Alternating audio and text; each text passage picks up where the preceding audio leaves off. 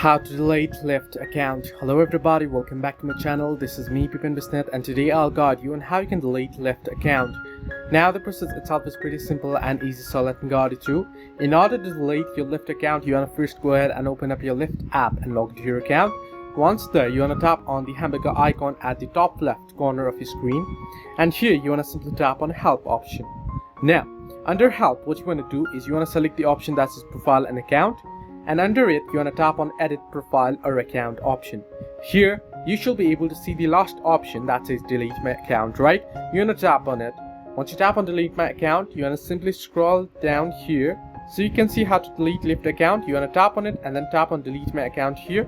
Once logged in, tap start under delete account option. So you want to tap on delete my account and then you want to go ahead and tap on start and then go ahead through the prompts here and you'll be able to delete the account.